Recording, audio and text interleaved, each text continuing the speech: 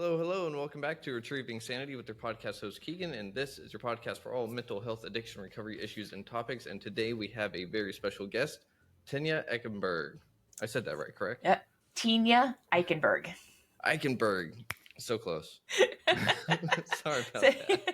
It's all right. It's if I'm lucky if people get one of my names pronounced correctly, so it's all good. I'm used to it. Fair enough. So tell us about yourself, if you would. I understand you're an energy healer and anxiety coach. Yes. So I love energy. I love the fact that I don't have to continually look on the outside and take things, ingest pills or liquids or whatever to help me feel better. Everything is energy, and so with our thoughts, we can really shift everything around us, including our physical pain and our mental pain.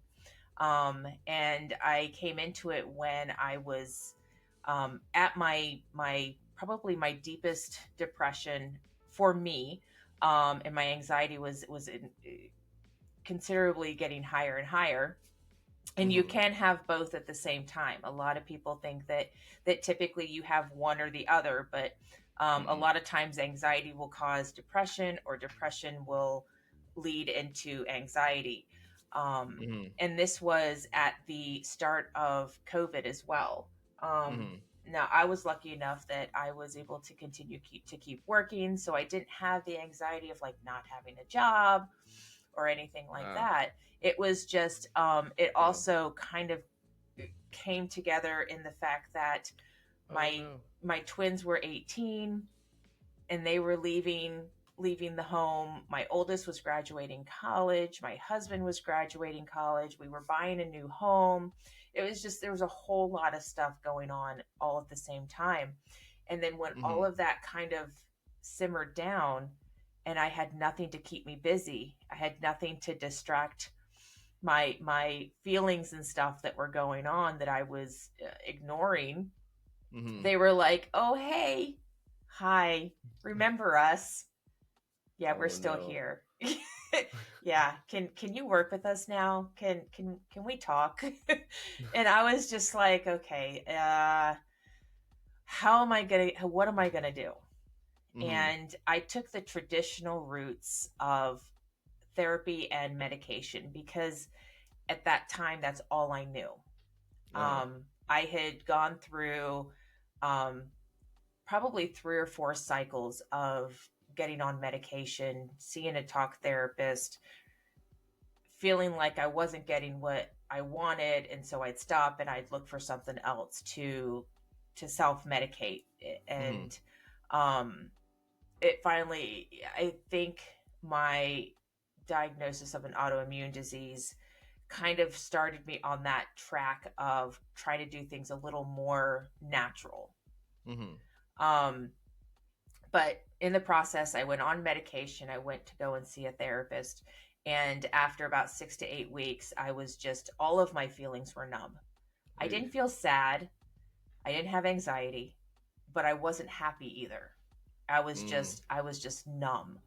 And medications will do that. They will just numb you, and then you like fake it till you make it, because you're supposed to be happy because you're on these pills that are supposed to get rid of your anxiety and depression, but all they do is just cover up the feelings. They cover up the feelings that you're feeling. They numb those nerves, those emotional nerves is what I like to call them, because you don't feel those emotions anymore. Yep. So I was like, once the doctor wanted to up my medication, I was like, nope, I need to find something else. And so I Googled emotional holistic healing, and I've Googled it since, and like the modality I found does not come up anymore. So I don't know. It had to have been like universal intervention. And it's a modality called the emotion code.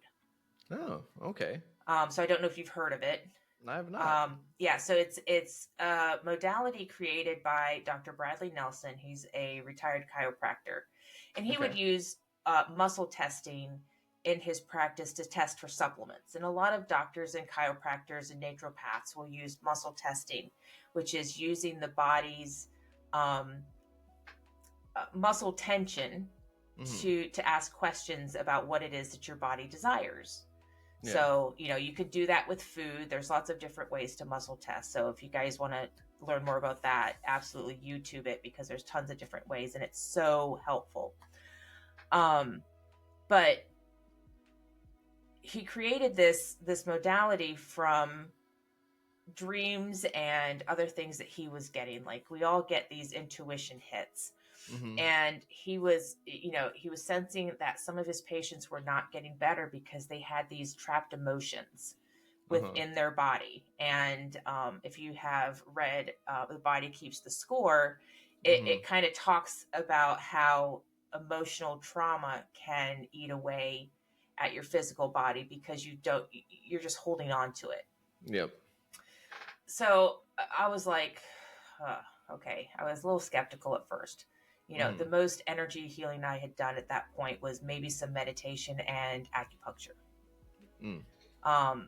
And I was like, you know what do I have to lose?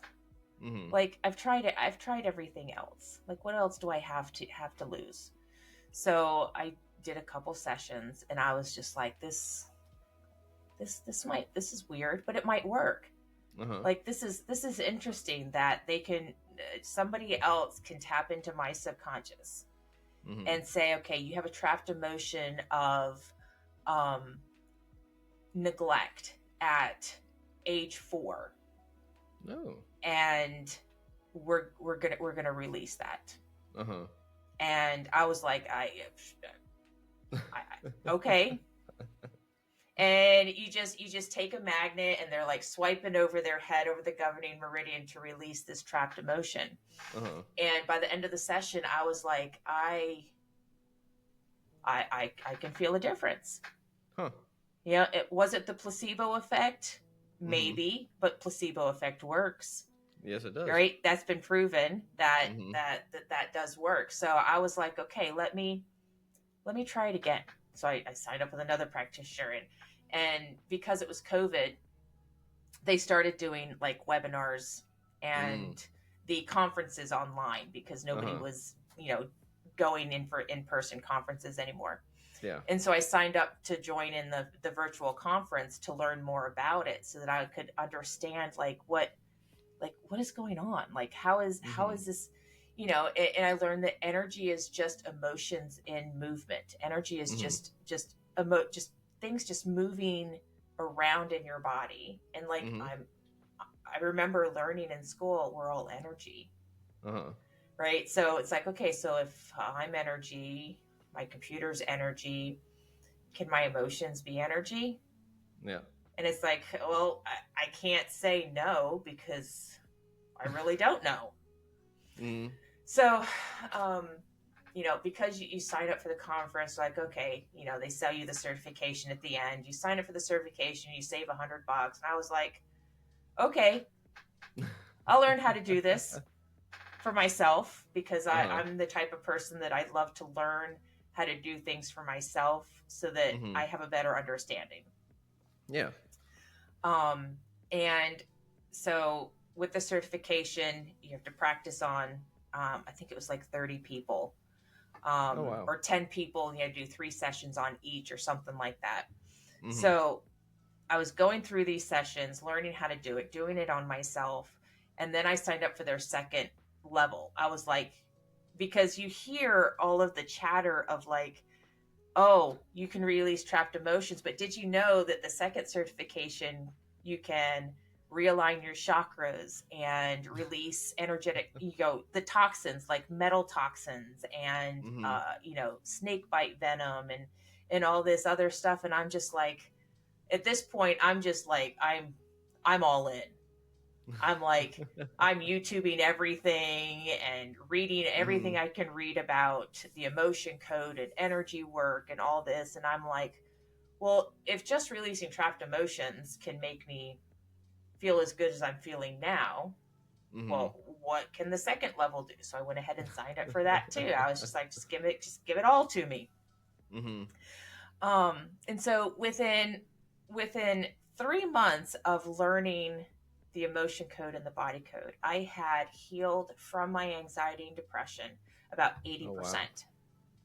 Oh, wow. 80% by just doing the energy work.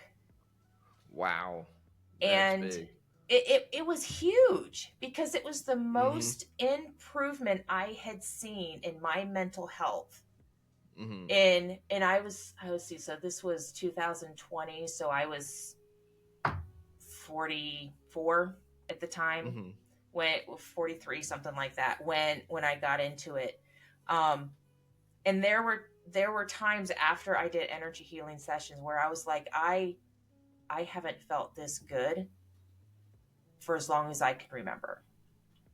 Like even during the birth of my children, you know, you those are extremely happy times for most people.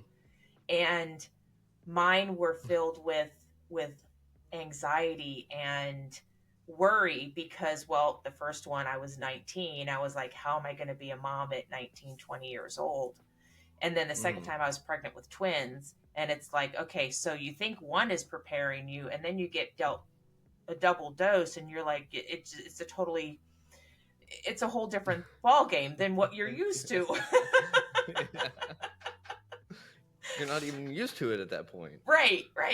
So I was just feeling really good, but there was still something missing. And I had joined a coaching program, and they were, you know, you need to meditate 20 minutes a day, you need to journal every day, you need to work out every day, you need to do this every day. And I was just like, how am I going to fit all of this in? I was working full time. I didn't have little kids, but I was still dealing with some of those emotions, some of those things that were going on. And I kept telling myself, I don't have time for any of this. Like, I work an hour away. I work 8 hours a day. I'm gone 10 10, 12 hours a day from home. How am I going to fit all this other stuff in? Yeah. And so I did some energy work around it, because you can do energy work around anything. Like, you have blocks to doing self-care. You can do energy work around your blocks to self-care, and you would be surprised at how you can now do the conscious work, because you don't have that space filled up with all that energy that you don't even need anymore, but you're holding on to it for a reason. So I did some energy work around blocks around meditation, why I didn't want to meditate. And there was stuff from past lives that came up, and stuff from other timelines. I mean, it can get very, very woo-woo, very overwhelming with all of the different directions. It's I equate it to like the multiverse, like in Marvel. Yeah. That our lives are in a multiverse. We're in a multiverse, and all of these multiverses kind of bleed into each other at one point or another. And so we're getting energies from all over the place, and we're getting energies from other people. You know, being passed on from our parents or someone we have an argument with at the grocery store. You know, it's something that simple that people don't realize can cause issues years down the line. Oh yeah. So I started figuring out how to put self-care into my routine. The meditation, the journaling, setting boundaries. I was relearning to feel worry or feel guilt or feel shame, and saying, okay, it's okay that I'm feeling this.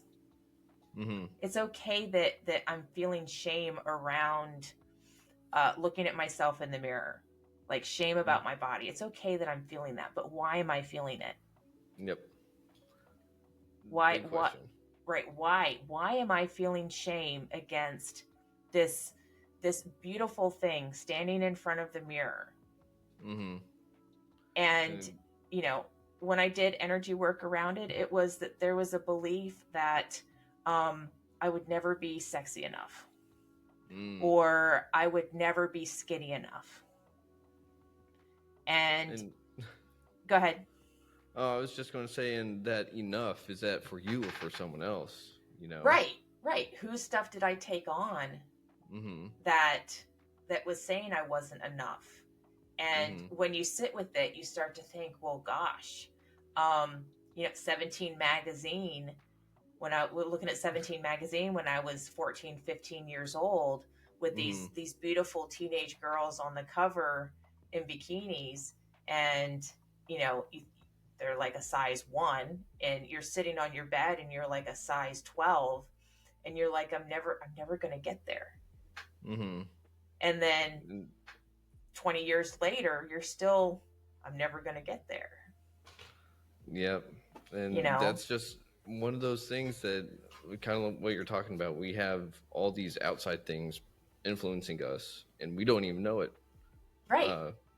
And we may know it in the moment, but at the same time, I think, kind of like you said, our emotions get trapped, and they kind of protect themselves. Like, oh no, I like feeling this way.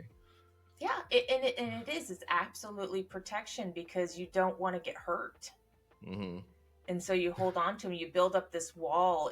It's actually, they have a term for it. It's called a heart wall. And you actually build up this heart wall around your heart of these bricks. You can imagine, like, just a brick wall. And, you might meet somebody who's able to take down some of that wall. Maybe they can chip away some of that mortar that's in between those bricks. And then they want to send you love and appreciation. And so you can visualize like this butterfly of love and appreciation going towards you and trying to get through that wall. And it's not able to get through it might try to get through a crack. But by the time it gets through the wall, you're not feeling it the same way that they're intending you to feel it. Oh.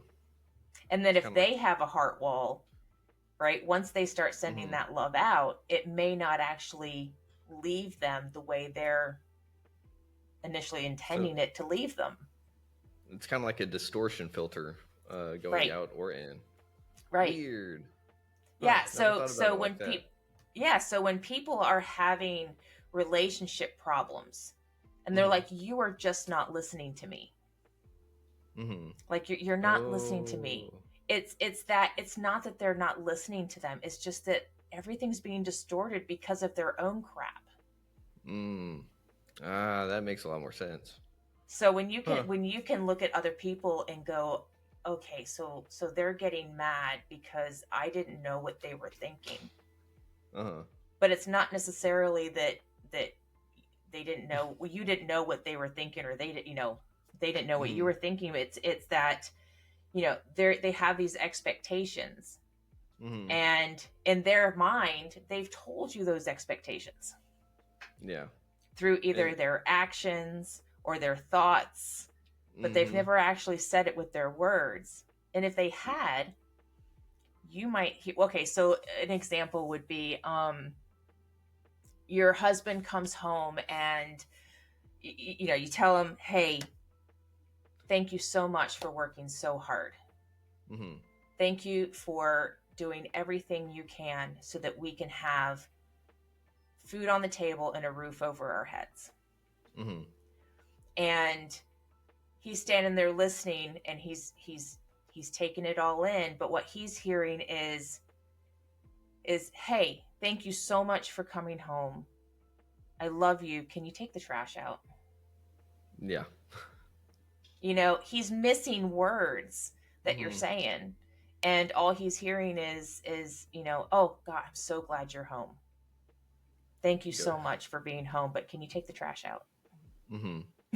It's just, it can distort it. Yeah, absolutely. And we all have. And that was one of the first things that I realized before I found energy healing was I was perceiving that people were saying things that they weren't saying, or that they were thinking things that they weren't. I was making up my own stories to validate how I was feeling inside. Ooh, yeah, that's it. and it had nothing to do with them. Mm-hmm. Um, so another great book is The Four Agreements. Yes. That is a Not good to one. take anything personally and to not make assumptions. Mm-hmm. Um, But that's hard. it is hard. It as a human being, it is hard. Mm-hmm. I actually got "Be impeccable with your word" tattooed on my arm because Ooh. it was more of a reminder for myself to be Uh-huh. more impeccable with my word with myself. And I'm human. Ooh. I still find myself sometimes falling into those traps of Mm-hmm. not only listening to gossip, but like asking questions so that I can know more. Isn't that just like human nature though? Well, it is. It is, Mm-hmm. but when you learn that your words are energy, and even Mm-hmm. if those people that you're talking about don't hear you, Mm-hmm. you're still sending them that energy. Yeah, I'd have to agree. You know, the biggest example I have for that is when Jennifer Lopez did the Super Bowl halftime Mm-hmm. show, and people were Oh yeah. up in arms about her outfit, the way she was grabbing herself, all that stuff. Mm-hmm. And it's like, do you guys understand, like, all these words that you're putting out there, whether it's on social media and she's reading it, or it's with your emotions and you're just Mm-hmm. passing it from person to person to person, like all of that energy is being sent to her. Mm-hmm. And she's feeling all of that energy. Mm-hmm. And she might get a headache and not know Yeah. why she has a headache. Mm-hmm. Or just those negative emotions. Yeah. Because Lincoln Park's Leadman, I forget his name at the Chester. moment. Yes, thank you. I was Yeah, I Chester just Bennington. yeah. I remember whenever he did his act, I just had so many people be like, "Well, he has millions of dollars and this, that, and that, and how can someone like that just do that to themselves?" And I was like, "Well, Oh you no. don't know what's going on. Like, if you listen to his, there it goes. You say you froze. It's kind of done that a little bit with me on Yeah. you, but I've been able to like piece everything together, and so I'm just kind of sitting here, just like, all right, I'm pretty sure I know exactly. And then you keep talking, and I'm like, okay, I'm good. Yeah. This was a little bit longer. But so like with Chester Bennington, people were like, how could he do that to himself? Yeah. And I was like, well, if you listen to his lyrics, he's hurt. Like, Mm-hmm. and not only that, but just because you have money and status and fame doesn't mean that you're immune to all these energies from everyone else. Right. Right. And so you never know like who's talking about you, and like some people are like, well, any publicity is good publicity and stuff, and it's like, no, it's not. No, I used to love reading like the Inquirer and Mm-hmm. you know those kinds of magazines and you know watch ET online, you know all those, you know, even the talk shows like Jerry Springer, Mm-hmm. you know all of those. It's like you just don't understand how hurtful that some of these things that people say can feel. Mm-hmm. And even if it's not being said about us, you read it online and you're just like, that is so hurtful. Like, I know that's someone's opinion, but Mm-hmm. why do you have to be so mean? Why can't we be kind to each other? Mm-hmm. You know, it's just I one... know it's part of human nature, but we've got to change human nature. And so that kind of leads me to a question, like human nature, we have the good and bad, right? Mm-hmm. I'm a firm believer that people are innately good. I agree. Because I remember whenever I was going through rehab, someone said that people are innately bad. And I was like, well, why is that? And they used the analogy that I think you froze. Mm-hmm. You froze. I did. Am I? Okay. We're back. Freeze frame.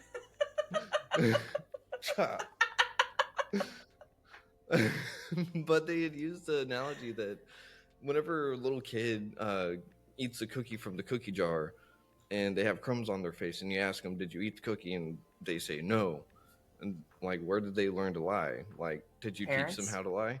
Yeah, They and did. yeah, and I was like, well, you kind of did, because you also taught them Right. fear of discipline or authority, and so that fear made them sit there and do something quote unquote bad, but that's a survival instinct. Right. And so if you raise your kids, and I can't really speak on this personally because I don't have children, but in my opinion, if you were to teach them to respect uh, the parent or whatever, Hmm. the guardian, uh, and that you treat them with love and kindness, even if they do mess up, Yep. they're going to be more truthful. Yep. Because they don't fear for their life. They are. They are. And I, with my kids, my husband and I had a different opinion on how to raise our kids. He usually he eventually like kind of Oh no. kind of saw it from my perspective. You still there? Mm-hmm. Are you okay? Yeah. Okay. You said, "Oh no," like I froze again. Um, so one of the things that I did with my kids was they were allowed to screw up once. Ooh. Okay. They get caught drinking. You Mm-hmm. get caught once, I let you pass. Like, you're not punished. You're going to Uh-huh. experiment. It's going to happen. Mm-hmm. But understand that you give them the whole talk. You're underage. You shouldn't be doing it. It's not Mm-hmm. safe. All that stuff. Yeah. You do it again, then there's going to be a punishment. Yeah. And if they did it again, they got punished. Yeah. But that Ooh. built a relationship between us, that they were okay coming to me with just about anything. And sometimes it was like, "Oh, I don't know if you should come to your mom about that." it was it was like, I don't know if I want to know that. Mm-hmm. um but it allowed that door to be open. And I wish I wish I had done that from when they just started talking and walking around. Mm-hmm. But I didn't have that knowledge before they were Mm-hmm. going into their teenage years. Yeah. um but even now, my kids know they can come and talk to me about anything. And even if it's about me, if Mm-hmm. they have something that they need to talk to me about because I've offended them or something, Mm-hmm. they know that they can come and talk to me, and that I Yeah. will listen, and that I won't get defensive, Mm-hmm. and that I may try to explain why I did what I did or said what I said, but Mm-hmm. I will apologize Yeah. because it hurt And them. mm-hmm. And their feelings are valid. Absolutely, absolutely. And I've apologized to all of my kids if I ever made them feel like their feelings were not valid, because I Mm-hmm. know I did that when they were younger, Mm-hmm. because I had my parents in my head saying, "Oh, you're not really sick." Ooh. I hate that. Yeah, yeah. There were so many times that my daughter was sick from school because she had a headache or a stomach ache, and I look back and go, "My God, she was having anxiety," Mm. and I Yeah. acted like I didn't care. Eesh. Yeah. On the flip side for that, I had something physical. So growing up, my parents thought I was a really picky eater. Um, and in high school, I had a whole bunch of things going on with my chest, and we weren't sure what it was. And so I went through some food allergy testing. And whenever those results came back, my mom and my dad looked at each other and they were like, "Oh my gosh." And I was like, "What?" And they're like, "He's allergic to all the foods he doesn't like."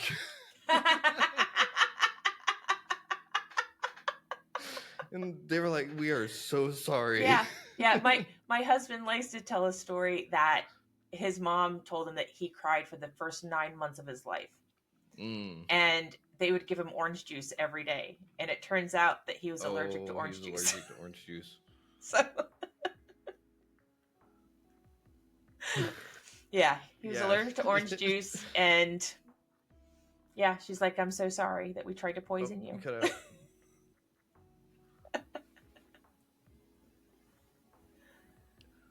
You cut out right at the orange juice.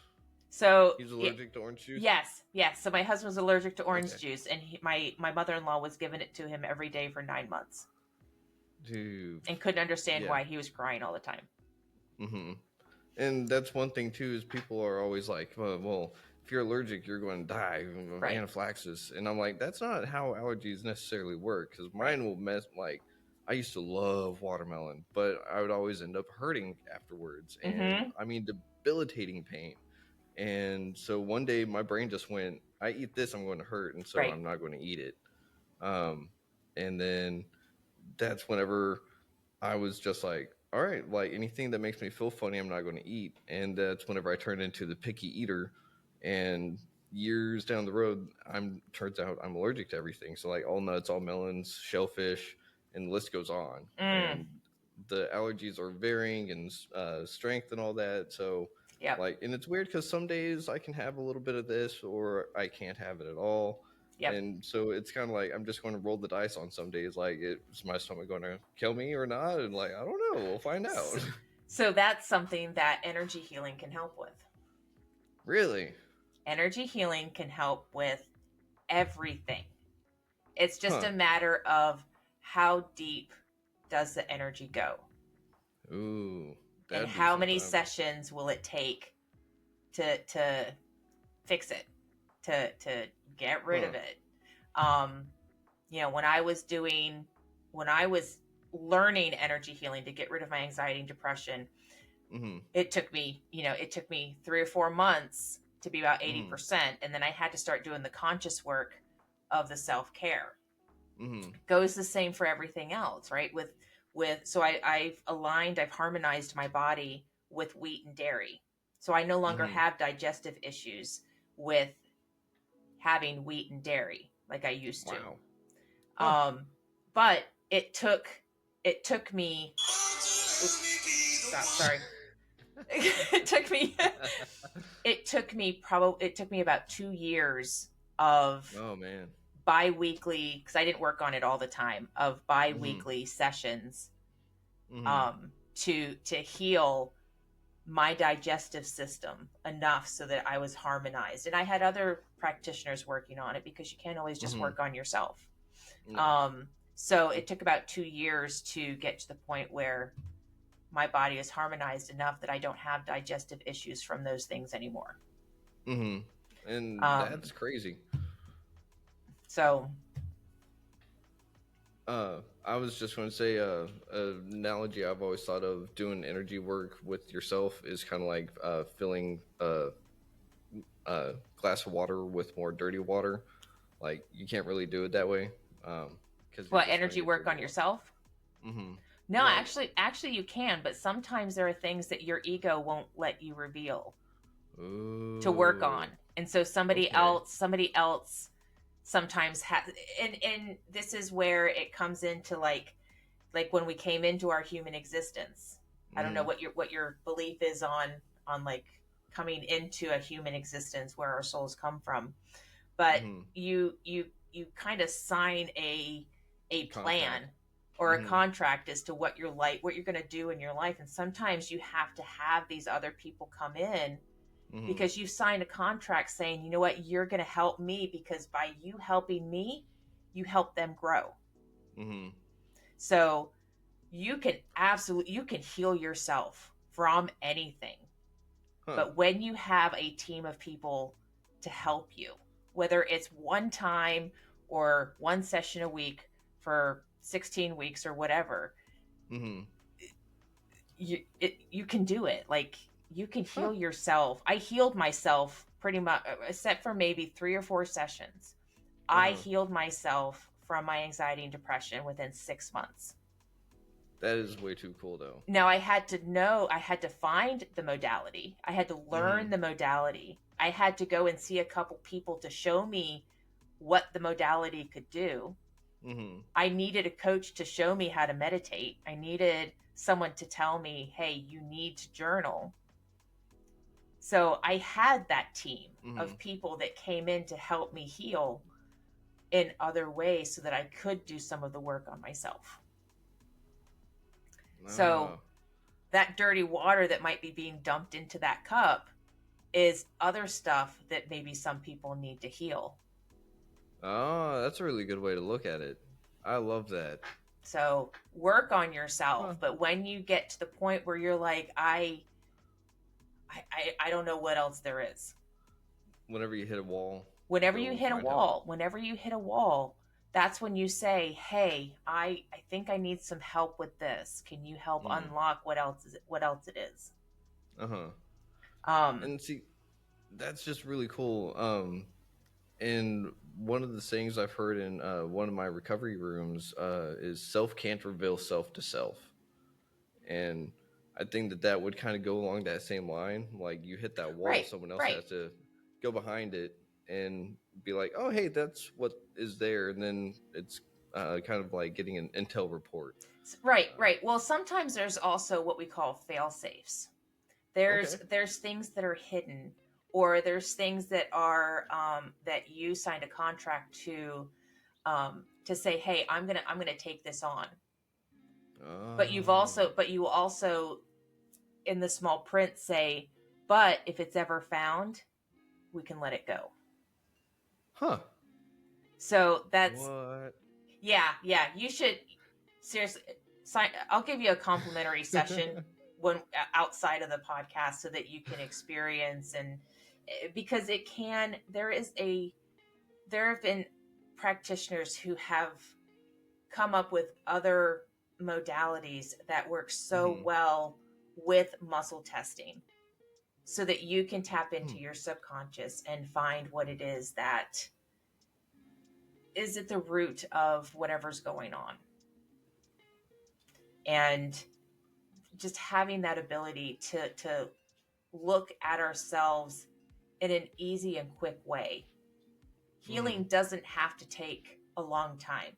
Healing doesn't mean that you're sitting there in a room in a meditative state for 3 hours a day contemplating what what life is, or Uh-huh. sitting with or having to relive the trauma that you went through by Hmm. constantly thinking about it or writing it down or talking about it. Hmm. There are ways to heal without having to know exactly what it is that you're letting go of. That's old school healing for me. New school healing is, hey, Okay. I have a chart of emotions.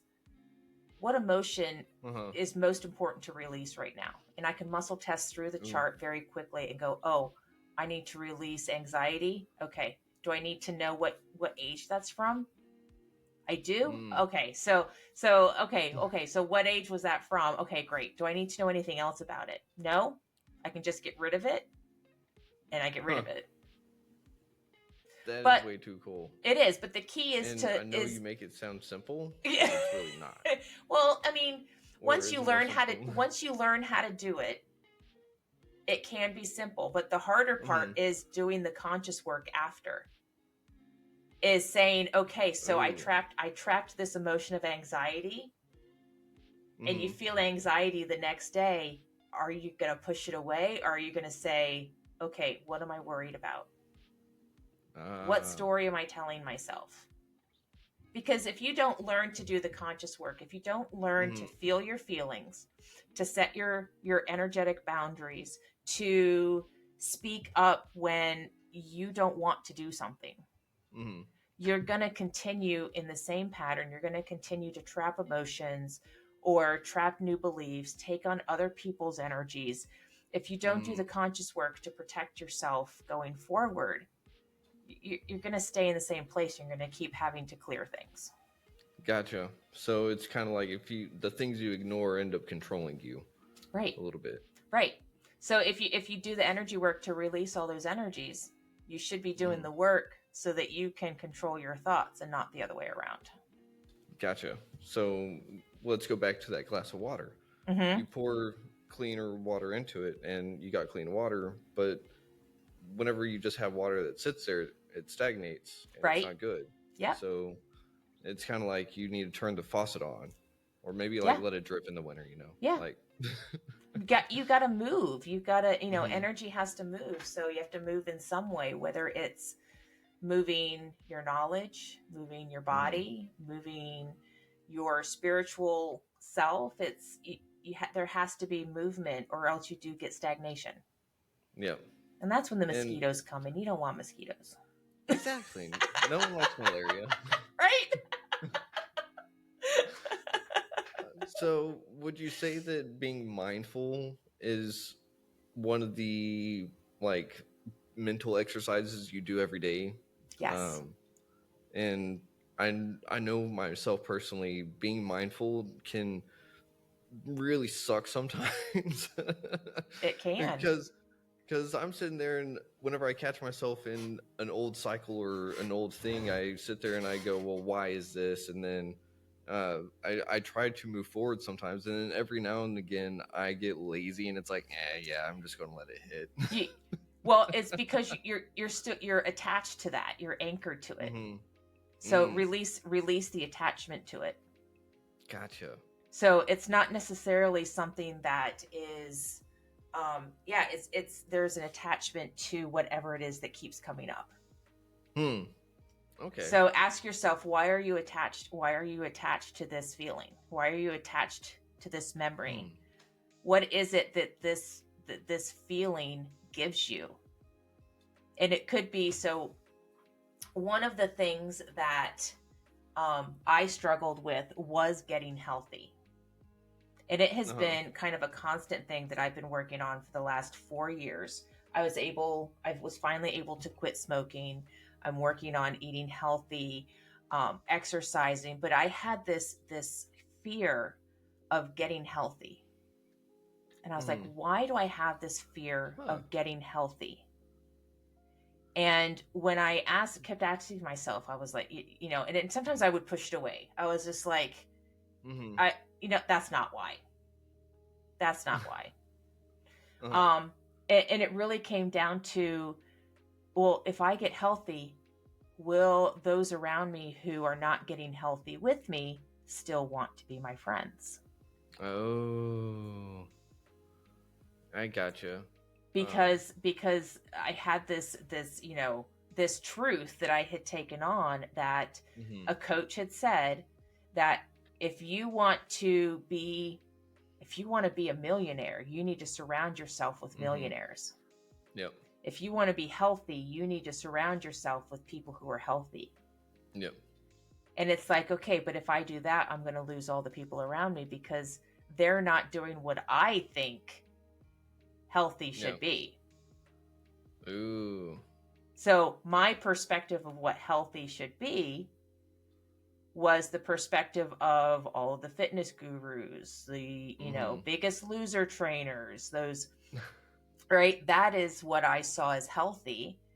And when I really got down to the root of it, it was, I was afraid to just, to enjoy life. It really had nothing to do with being healthy. But I was afraid to enjoy life because I had been so sad and so hurt and so in victim mode for so long that if I had joy in my life, I don't know, I didn't even know how to have joy. Yeah. But that's where it started. It was, I'm afraid to be healthy, but at the core, it was, I was just afraid to be happy. I was afraid to be joyful.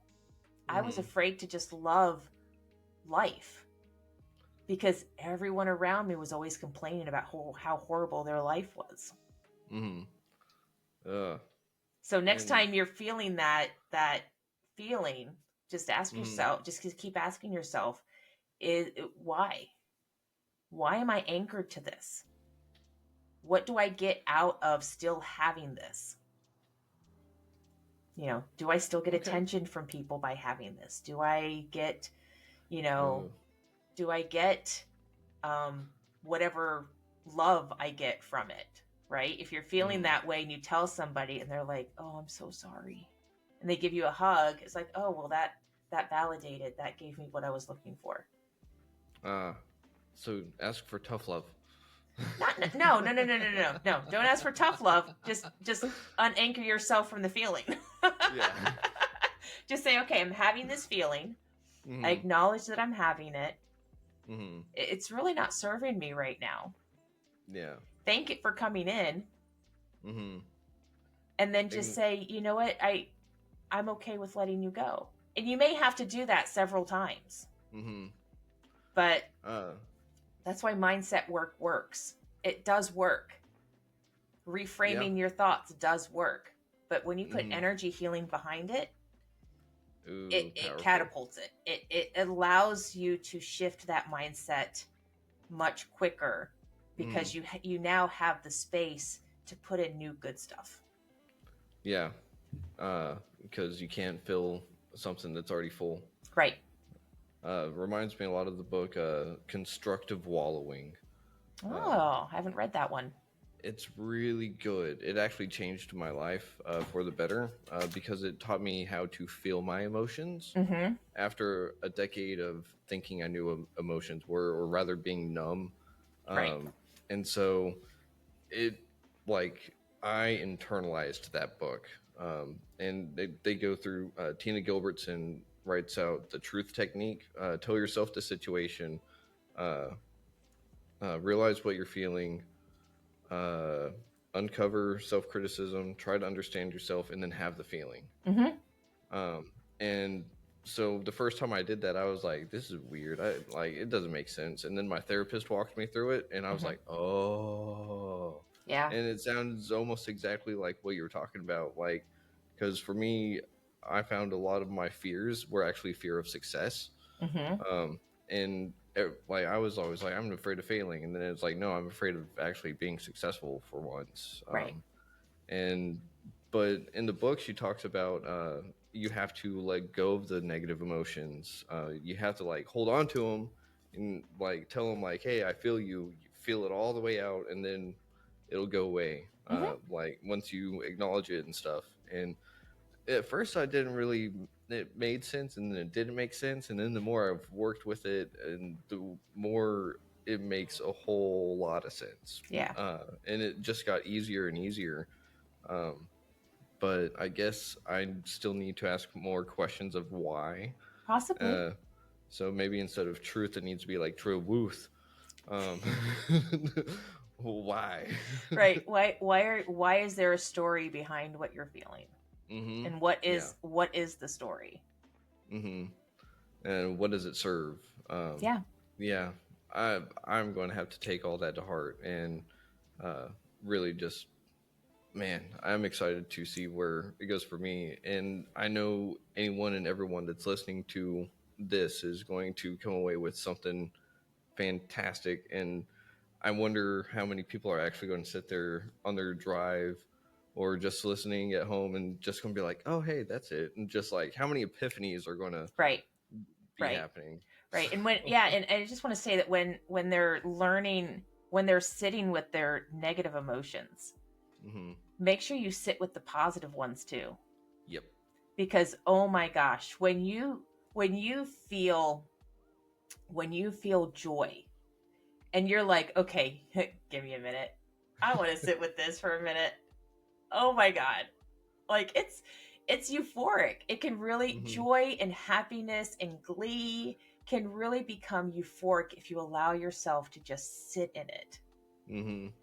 So make sure you're sitting in those good feelings too, because that's going to push more of those negative feelings out. And that is a form of energy healing that you're doing for yourself because you're moving the energy around. That makes a lot of sense. I like that visual. Yeah, you're moving the energy out. And you can, you're feeling anxiety. Think of, for me, when I start to feel anxiety, I go through the process of, because I'm still human, so I still feel it, but I don't sit in it anymore. But I feel it come up and I'm like, okay, why am I anxious? Okay. Right. Well, so we need to change that, and I go through the process. And then I'm like, okay, you know what? Now I'm going to bring in my joy. And for me, Nah. it's Christmas morning. I'm 47 years old, but I am still the first one up every Christmas morning because I love Christmas. I love the feeling that Christmas brings me. And so I'll bring in that feeling of Christmas morning and I'll just sit in it. Mm-hmm.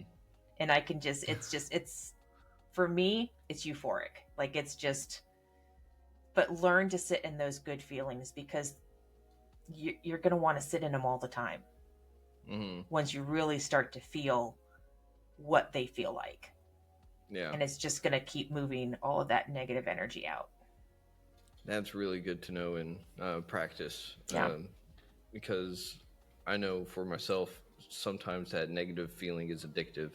It can be, yeah. But one thing that you'd mentioned before was a feelings chart. I've always done a feelings wheel. Yeah, you can use the I same guess the thing. same Yeah. thing. Kind of, yeah. If you look up emotion code chart online, it'll come up, and I think it's 5 rows and 2 columns of emotions, and so yeah, Yeah, it's and because for me, I knew happy, angry, hungry, horny. As a guy being yeah. raised in today's society, those were my 4 emotions.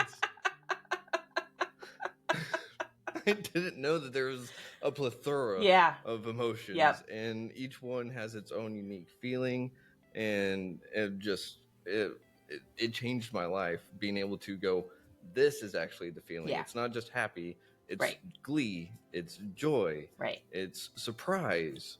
It's not just anger, it's resent, it's irritation, it's frustration. Mm-hmm. Like, oh man, that just Yeah. Yeah, and these are things that you would hope that we would learn from our parents. Mm-hmm. But our parents don't know them. Yep. So, maybe it's something that needs to be taught in kindergarten, first grade, second grade. Is maybe there needs to be, every year there needs to be like an there has to be a mental wellness class that I think kids should take every day, every year for their entire school year. Just like they have to do gym, music class, there should be a mental wellness. And Yep. half an hour a day they do meditation, journaling. What emotion are you feeling right now? That would be really cool. That would change the world, I think. I think it would too. Start a movement. Mm-hmm. And I mean, that's what we're doing here. We're starting a movement. Absolutely. It's never too late to start. Nope. No. Yeah. Yeah. If you're like, I'm going to start tomorrow, why wait till tomorrow? Start today. Because tomorrow never comes. No. No, you're always starting today. But man, it has been absolutely amazing talking to you. And just so you know, I like to have guests on multiple times because the journey for mental health and just getting better is never ending. Yeah. And the story goes on. And so you never know what one might learn from point A to point B. And so I love hearing the story. I love hearing the change of perspective or the gathering of new knowledge. So I would love to have you back on. Absolutely. Absolutely. I'd love to. Thank you so much, Keegan. I really appreciate that. Of course. You're a wonderful host. Well, thank you for that. I still don't know what I'm doing. I'm just rolling with the flow. Does anybody really know what they're doing? I don't think so. No. No. Or you just follow your joy, and you really seem to enjoy this. So it'll work the way it's supposed to work. Yes, ma'am. Yep. I do like that. Well, that is all the time that we have for this episode. So real quick, why don't you give a shout out to yourself, any websites or anything you got? Yeah, my website is designyourexistence.com. Okay. You can find me on not all socials, Facebook, Instagram, LinkedIn, at Design Your Existence. And of course, you can Google me and find all of that information as well. All right. I'll be sure to pass on that message, and we will have all those links in the episode description and stuff for you. Great. So, Awesome. Thank you so much. Thank you very much. You have a wonderful rest of your day. You too. Bye-bye. Bye bye.